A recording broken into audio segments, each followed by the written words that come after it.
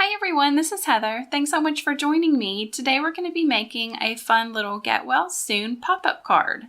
I'm using the brand new stamp set Cat-astrophe from My Favorite Things.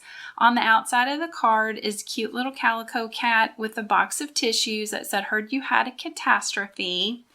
And then on the inside is a fun little pop-up that I made to look like a tissue box. I've got another one of the cats on the inside with a little speech bubble saying achoo and a little get well sentiment. Here's a look at the adorable new stamp set. It has so many cute little kittens. There's one that's kind of sleepy or hiding, one that looks like he's grabbing something, knocking things over, the cute one making a face, playing with yarn. There's a lot of amazing sentiments, a little speech bubble, and like little paw prints and fishbowl. It is such a cute set. Also from My Favorite Things, I'm using the Get Well sentiment from their Magical Dragon stamp set. The base of the card is just a standard 8.5 by 11 sheet cut scored folded in half of red cardstock. For the inside pop-up, I have a piece of pattern paper that's been cut to 8 1/4 by 5 1/4, and this is from the new Playful Pets pattern papers from Stampin Up. And I've gone ahead and scored that and folded it in half. The front pattern paper is from the same collection, and it is cut to 5 1/4 by 4. I've got two white 110-pound weight cardstock, and they've both been cut to 4 1/4 by 3. I have a piece of black cut to 4 1/2 by 3 1/4, and just a small piece of red for die cutting. I want to start off showing you how to make the pop-up inside of the card. So the pattern paper is trimmed just a little bit smaller than the inside opening of the card. So the first thing that I'm going to do is fold that pattern paper so that the pattern is towards the inside. And I've made myself a little template. It's a little piece of white cardstock. I've cut it to 3 1/2 by 1 3/4. And this is just going to help me as a guide. I've gone ahead and marked the center of my little template. I'm also going to place a little pencil mark on the center of that interior pattern paper on the fold line. I'm going to match up those two pencil marks with the edges of the pattern paper and my little template even. Take my pencil and draw just down either side of that template. I'm going to turn it over with the fold facing towards me. So you want to make sure you're cutting on the fold side. I'm going to take my scissors and just follow along that line that I drew. I'm going to cut both of those lines. I'm going to place my template back in place, and with a bone folder, I'm going to score along the top line. So this is the bottom folded edge. These are the edges that I cut. And I'm going to score right here. I'm going to flip it over and do the same thing just to have score lines on both sides. Make sure everything's even and score just along the top of the template. You don't want to go all the way to the edges of the pattern paper. So when I open this up, I'm going to be able to fold lightly along the score lines that I made, pushing that piece forward. And just take your fingers and just lightly score that. I like to close it as well if you want to get your bone folder back out and make sure those score lines are nice and crisp. You can do that.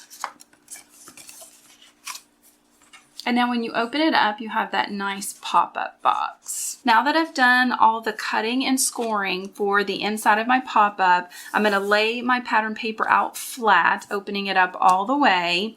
And on the little top section of the box that we created, I'm using a stitched oval die. This is from Stampin' Up. It's about 2 inches wide. You could make it whatever size works for the box that you've created. I'm going to center it on that little rectangle that I've created, place a piece of washi tape over top of that, and run that through my die cutting machine. And I'm going to carefully remove that, and that gives me that opening on the top of the box. Next, I'm going to die cut the little oval that goes around the tissue box opening. I've got the next size up of stitched oval die. I've placed it on that red cardstock piece. Then in the middle of that, I'm going to take that same piece that I just cut the opening with, tape those down with washi tape, and run that through my die cutting machine. And now when I take this apart, I have a nice little border that goes around that opening. Using a glue pen, I'm going to apply glue to the back of that. Then I'm going to center that on that opening. I'm going to apply tape runner along all of the edges of my pattern paper, and where that score line is, I want to put a little extra adhesive there as well. Make sure that you're not putting any adhesive on this box section. So to apply this, I like to do one section at a time. I want to lay my pattern paper folded edge along the folded edge of the inside of the card. Make sure that that is adhered down nicely. And then I can close the lid and push down really well. Then I want to make sure that that pop-up pops out, and fold that down and just press down really well to make sure everything stays in place. And now we have a nice little pop-up inside. I've also added tape runner to the pattern paper that goes on the front of the card, and I'm going to center that on. We're going to set that aside for a minute.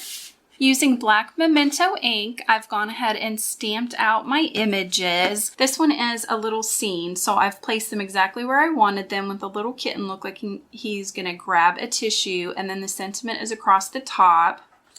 The images on the inside are going to be cut out, so it doesn't really matter how you place them. Using a thin black pen, I'm going to write "achoo" on the inside of the speech bubble with an exclamation mark. I'm using triflin markers for my coloring. I'm going to start off with the Calico Cat, and I'm using red-brown blend, and I'm just going to freehand some spots on my cat. Just give her some little sections of color. Just some little wavy spots. With the spots laid down in the light, I want to go around them with the medium tone of the same marker and just trace around the edges. So that's given a little bit of depth and dimension to that. I'm going back to the lightest shade, and I'm just going to blend those two colors in just a little bit. I'm just going to overcolor, and that just helps add a little bit more definition. For the body of the calico, I'm using the gold brown blend in the lightest shade, and I'm just going to go around those spots and fill everything in, trying to avoid the nose and the inside of the ears. With pale pink blend, I want to do the inside of the ears and the nose on both cats. I'm going to fill it in with the lightest shade, and then go in with the medium and add a little bit of depth and dimension. And I'm not going to blend them in. I'm just going to add that where I would like it to be a little bit darker. For the tissue paper box, I'm using the dark red blend. I'm starting out with the lightest shade.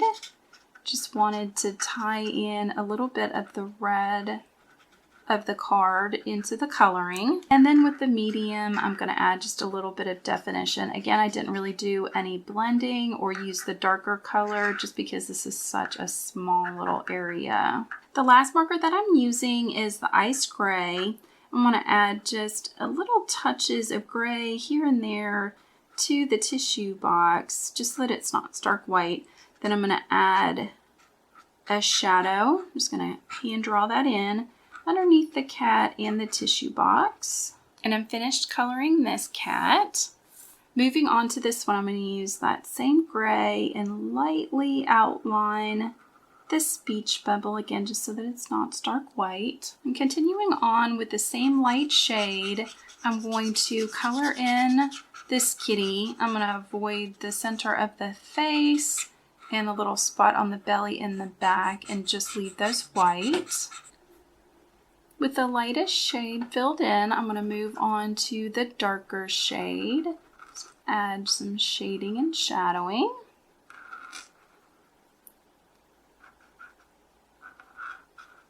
I'm going to go in with the medium shade of the ice gray blend. I'm going to over color and blend the light and the dark together. And then go back to the light and just blend that all in together. I'm going to leave the rest of the kitty white and we're done with that coloring. Using my scissors, I'm going to cut out the gray kitty cat in the speech bubble, leaving a little bit of a white border. With those images cut out, I want to stamp one of the paw prints, so I'm going to try and ink up just one. It's a 2 paw print stamp, and I'm going to stamp that paw print at the end of the sentiment. I've got a skinny stitched rectangle die from Stampin' Up. I'm going to line that up over my sentiment on the left-hand edge of the sentiment. Tape that in place with washi tape and run that through my die cutting machine. And I'm going to remove that sentiment. And I'm going to take my scissors and just trim that off so it's straight on one end. I've applied tape runner to the back of the stamp panel. I'm going to center that onto my black cardstock. I've applied foam tape to the back of that. I'm going to center that on the front of my card. Then I'm going to open it up. I've applied just tape runner to the back of the other pieces. I'm going to put the sentiment on the inside, lining that up with the edge. And on the back of the cat, I haven't put adhesive on his left-hand side. I'm just going to line him up with the bottom of the box. And I've only put adhesive on part of the sentiment, so that can stick on the front of the box. I've got a Kleenex, and I'm just going to cut a little square out of it. You could also just use tissue paper like you would use in a gift bag. Trim that down just a little bit. So I'm just going to tuck this down inside so that one little corner is sticking up. And then this is probably the most fiddly part. I've got a couple of pieces of just regular Scotch tape. I'm going to reach inside the side opening of that box and tape the tissue paper down inside so that it will stick up. And here's our finished pop-up card. I think this would definitely make someone's day if they're not feeling well. It is a little bit thicker, so be sure to probably add some extra postage if you're going to send this through the mail. But I think this is a really fun way to tell someone that you hope they feel better soon. I hope you enjoyed this card tutorial. If you did, please give it a thumbs up. Be sure to check out my channel and subscribe, and I hope you have a fantastic day. Bye!